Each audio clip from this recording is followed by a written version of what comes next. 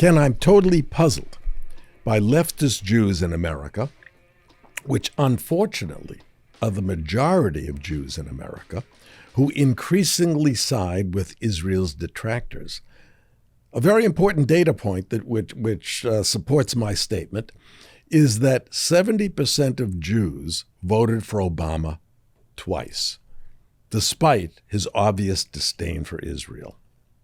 I'm hoping that as a trained and experienced psychiatrist, that you can give me insight into this Oslo symptom-like behavior of the majority of Jews in our country who unfortunately side with Israel's detractors. What are the possible reasons for that seemingly masochistic behavior? And which reason of those do you think are most relevant today? Well, if I can give you some background, we've not discussed the diaspora at all so far. When I discuss the paradigm of the abused child, an element of that, a relevant element, is that if the child has some other adult in his or her life that conveys a different message to the child, a grandparent perhaps, an aunt and uncle, who says, no, this is your parents' problem. You are okay. You are okay.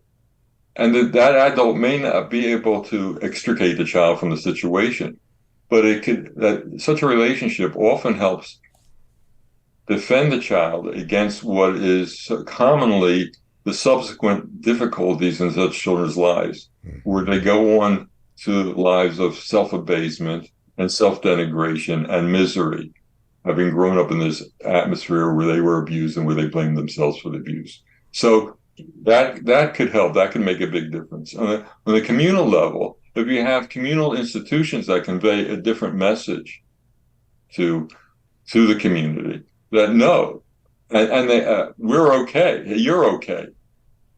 They're the abusers, they're the evil ones, and we have a future.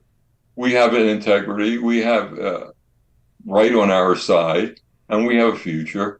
Then that could help defend communities against the delusions of the abuse, so to speak.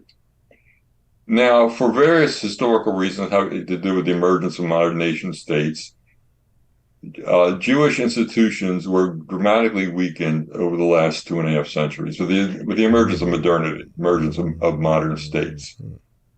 And so they had less defenses against this. And as you saw in the early 19th century, as governments in Central Europe were beginning to consider extending civic rights to Jews, there were various indictments by the anti-Semites against the Jews why such rights shouldn't be extended.